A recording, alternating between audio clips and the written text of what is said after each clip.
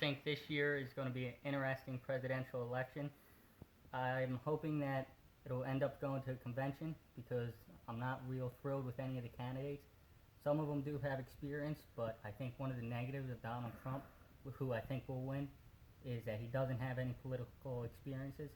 He is a good businessman, but then there's also some faults to that.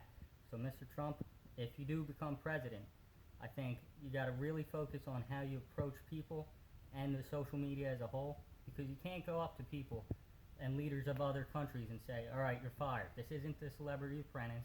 You have to be a lot more knowledgeable and can't keep talking like a third grader. I think what you did on social media with Twitter, how you made Senator Ted Cruz look like an idiot and called out his wife, you can't do that as a president. Somebody who has to be the president has to be very knowledgeable. And I think this is one of the main problems with you being president. So, when you get in office, I think you need to focus on the college debt for me personally, because the loans, they're a big problem right now. I know Bernie Sanders is saying stuff about how he wants to make college free for everyone. Not 100% agreeing with that, because that is going to take a lot of tax money. One of your main priorities should be, since you are a businessman, to get us out of debt.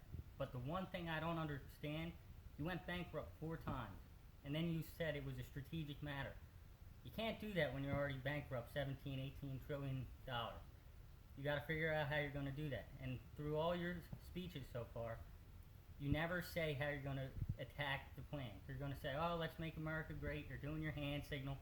It's just not working. You're not telling us how you're going to make America great again. Building a wall, what's that going to solve? Last time I know, a good president, Ronald Reagan, he said, let's tear down that wall. So why are we going to build a wall of our own? You're going to keep Mexican out. Yeah, that's true. But what did happen in World War II?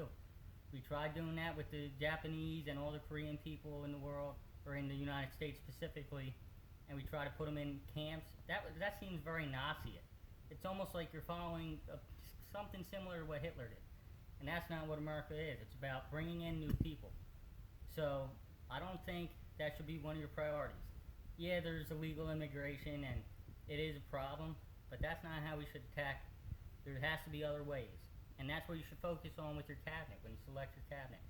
Don't go picking Chris Christie after 1 week you're attacking him, and then the next day he's up on your podium supporting you. That's not how you do it. You say you're not a politician, so why are you running for president? And if you do get it, then you're going to have to become a politician. You can't win this just because you're Donald Trump and that's the only thing you don't have in life. I mean, you have a good wife, kids, you're very successful, very rich. If you're going to be president, you have to get into more details. You got to be more precise. You have to have a better attitude. I think right now the main reason that you are winning and you are the leading candidate, especially for the Republican Party, is mainly because the American people want to see something different. Is it racist? Somewhat. Not really. Maybe somewhat, especially with the Mexican borders and all. But you seem to be winning a lot of their support down in Florida and along the coast and borders of Mexico. But there has to be more substance to what you're trying to say.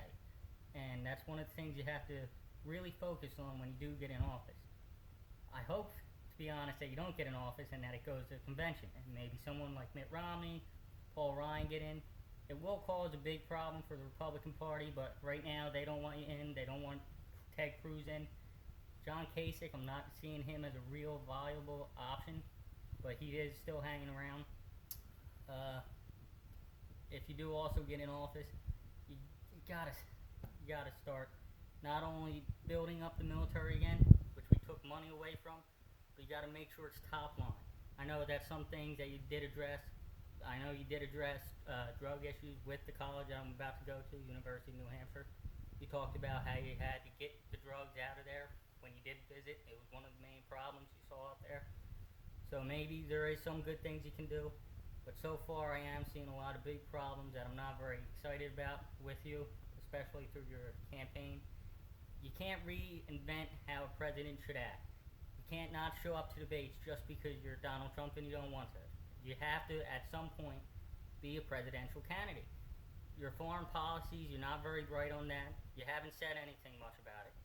I mean, you are good with the business thing, but like I said, you did go bankrupt 4 times and thought that was a smart idea. But overall, that's my view on Donald Trump.